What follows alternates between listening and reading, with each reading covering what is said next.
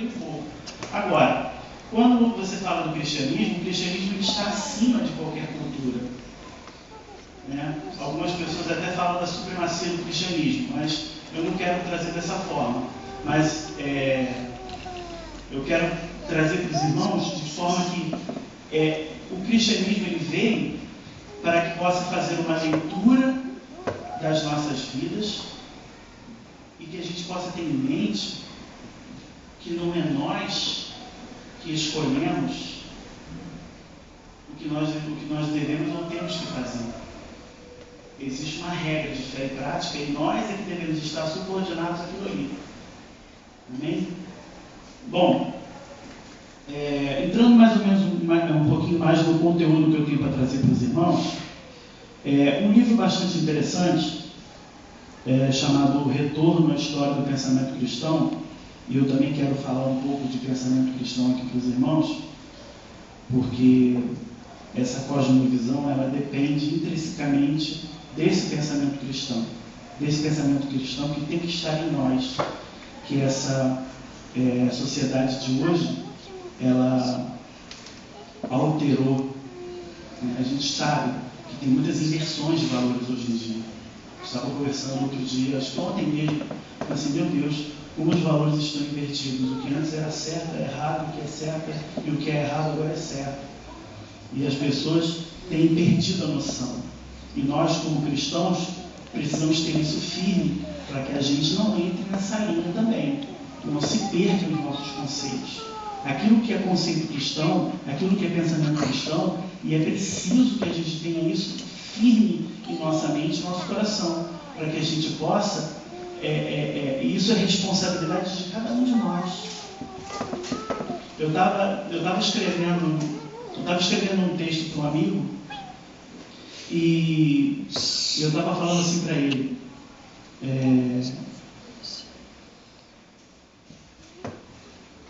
seremos os fiéis da terra ou estaremos unidos a uma grande fileira de seres humanos que se dizem cristãos e que não vivem o cristianismo que Deus mandou que a gente vivesse? Então, esse homem, Justo Gonzalez, ele fala sobre todo esse período do pensamento cristão, e esse pensamento ele foi se modificando ao longo do tempo, mas foi se modificando mais uma vez. Estou trazendo aqui algumas ferramentas, e os irmãos guardem essas ferramentas, porque de vez em quando eu vou fazer uso delas, que é a questão de definir o que é acessório e o que é essencial. E ao longo da história, o pensamento cristão ele foi se modificando, mas foi se modificando naquilo que era acessório, naquilo que poderia mudar ao longo da história, porque conceitos foram mudando. Os conceitos ao longo da história foram mudando, e aquilo que era essencial, o cristianismo foi modificando, mas naquilo que era acessório, o cristianismo foi modificando, e naquilo que era essencial, tinha que permanecer firme. Bom, o tempo foi passando, a reforma protestante aconteceu e chegou ao nosso país. Chegou ao nosso país e quando ele chegou ao nosso país,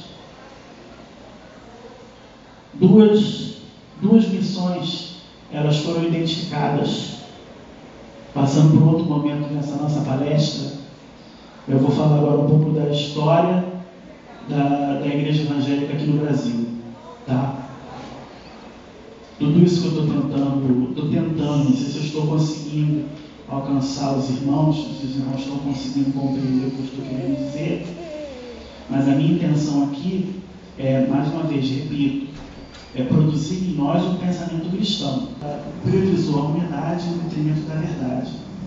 Com a reforma protestante, eles priorizaram a verdade, mas em detrimento da unidade. Porque cada um, depois que veio o luterano, depois veio o calvino, aí depois veio os batistas, anabatistas, depois os presbiterianos, e depois vieram os assembleanos, e depois metodistas, e, enfim, hoje você tem uma infinidade de denominações evangélicas que, às vezes, elas se colocam em brigas homéricas por conta de temas teológicos e cada um abraçando a sua verdade como se fosse a única verdade. E o que seria prioridade? Mais uma vez eu pergunto, o que é essencial? O que é acessório? O que é relevante? Agora, essa é uma nova palavra que eu vou lançar aqui para os irmãos. O que é relevante? O que é irrelevante? Então, essa foi uma questão, alguns sem saber do que eu estava falando, porque quando eu joguei, eu estou falando aqui para os irmãos abertamente o que eu estou querendo dizer com priorizar a verdade em detrimento da unidade, a unidade em detrimento da verdade. Eu estou explicando aqui para os irmãos o que é. Quando eu cheguei lá na discussão, no fórum de debate, eu falei para os irmãos, o que vocês acham que é importante? A verdade em detrimento da unidade ou a unidade em detrimento da verdade? Cada um foi falando uma coisa, que coisa não tinha nada a ver, outras coisas que tinham a ver. Na verdade, as pessoas não estavam sabendo exatamente o que eu queria dizer com aquilo.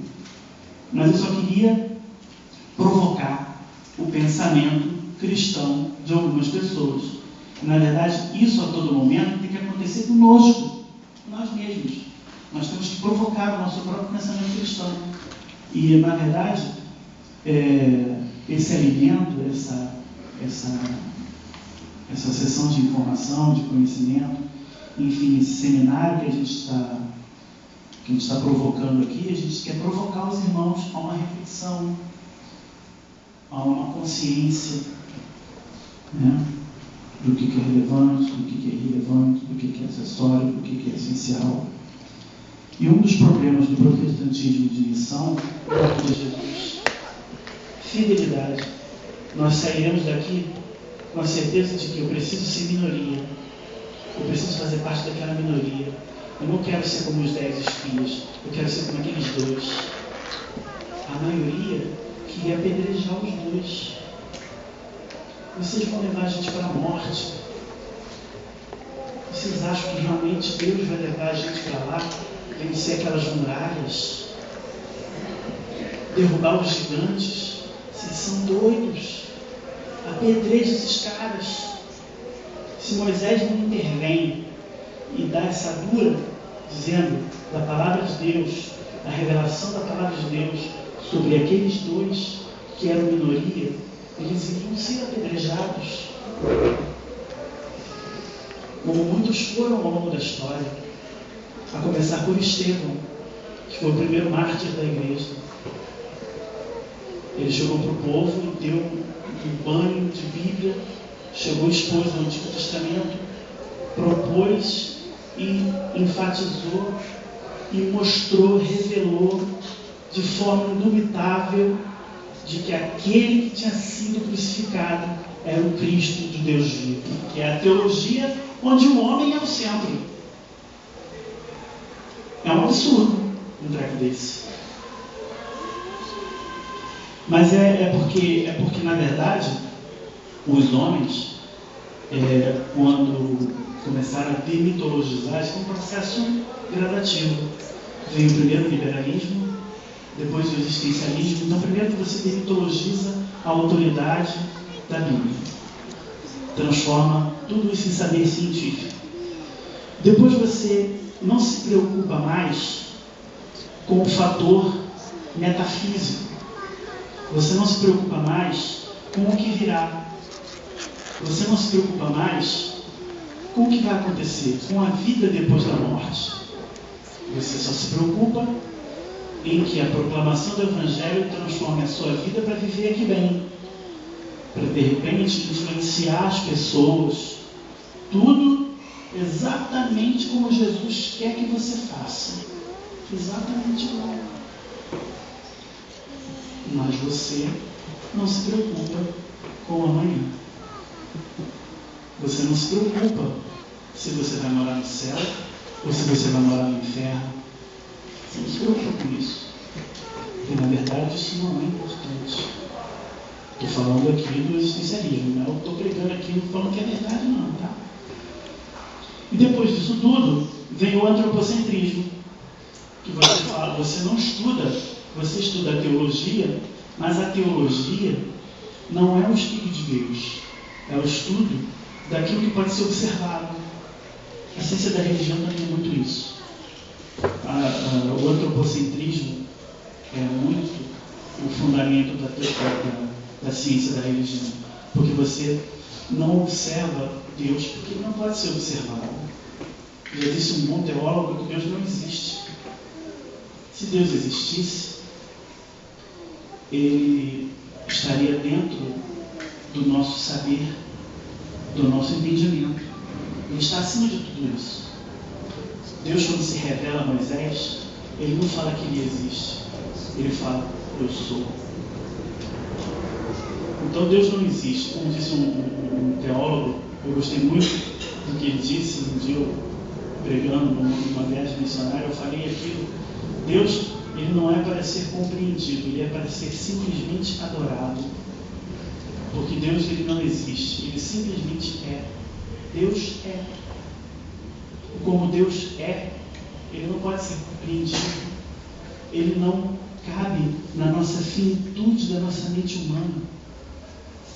Ele é imanente, ele é transcendente, ele vai além de tudo aquilo que possamos compreender. Ele é do seu amor. Tem até uma canção que fala sobre isso, né? O poder do seu amor. Inclusive o título é esse. Mas, então o que acontece? Deus, ele quer proclamar a sua verdade debaixo da égide do amor. Tanto que Jesus, ele fala que sereis conhecidos como meus discípulos se amardes uns aos outros. Então, essa é a lei principal. Essa é a lei fundamental, a lei do amor. Então, o poder do amor é o poder que transforma. Mas você inverte isso daí por conta das vaidades e dos existencialismos do ser humano. E você, em vez de ser trabalhado pelo poder do amor, você é trabalhado pelo amor ao poder. E você vê isso no ser humano. A falta de amor pelas pessoas. Por isso que a Bíblia é clara e é verdadeira quando diz que o amor de muitos se esfriaria. E nós estamos vivendo dias em que o amor de muitos se esfriou. É uma bênção ter pessoas de espada numa mão e assim, tendo uma colher de pedreiro na outra. Porque eles batalhavam enquanto construíam os muros. Porque vinham os inimigos, eles tinham que batalhar. Mas quando dava tempo, estavam lá jogando sementinho lá no reboco. E eles tinham que fazer. E como eles eram guerreiros e pedreiros ao mesmo tempo, então eles tinham que estar na brecha. Os muros estavam rachados, estavam destruídos, eles estavam ali. Isso é a fidelidade. O grande teólogo, ele falou que a igreja não foi chamada para ser grande. Essa é uma observação interessante que eu vou fazer agora. A igreja não foi chamada para ser grande. Ela não foi chamada para ser rica. Ela foi chamada para ser fiel. Por isso que eu falo que com esse advento da televisão, as coisas se inverteram. As coisas se inverteram e hoje em dia tem até, vou até sugerir para os irmãos o nome do documentário, de repente até alguns irmãos já viram. O nome do documentário se chama Ministérios Fracassados.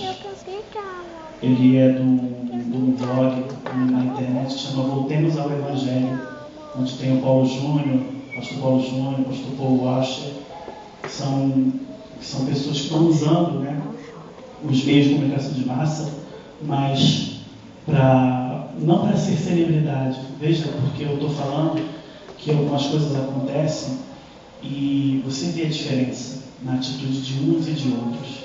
É na atitude das pessoas que você conhece as pessoas. Quando a pessoa Esse documentário, Ministérios Fracassados, ele fala muito dos conceitos que estão vigorando hoje em dia, são os conceitos que estão em voga, e aquilo que realmente Deus determina que nós estejamos atentos. Hoje em dia, o conceito de grande igreja é uma receita enorme, um grande número de membros, exposição na mídia e, de repente, aquilo que eles fazem como obra social. Vocês reparem que eu falei porque a igreja não foi chamada para ser grande nem para ser rica, mas para ser fiel. E também uma coisa interessante, eu queria que os irmãos gravassem bem nas suas mentes, é que não importa o quanto alguém faça, como nós vimos aqui, não é pela graça, a salvação a salvação é por meio da fé, não é pelas obras para que ninguém se glorie, já disse o apóstolo Paulo. Então, não é pelo que alguém faça que alguém vai ser salvo, mas pela sua fidelidade a Deus. Sabendo que o que ressuscitou o Senhor Jesus nos ressuscitará também por Jesus e nos apresentará convosco. Porque tudo isso é por amor de vós, para que a graça multiplicada por meio de muitos faça abundar a ação de graças para a glória de Deus. Por isso não desfalecemos, mas ainda que nosso homem exterior se corrompa, o interior, contudo, se renova de dia em dia, para que porque a nossa leve e momentânea tribulação produz para nós um peso eterno de glória muito excelente, não atentando nós para as coisas que se veem, mas que não se veem, porque as que se veem são temporais, e as que não se veem são eternas. Então,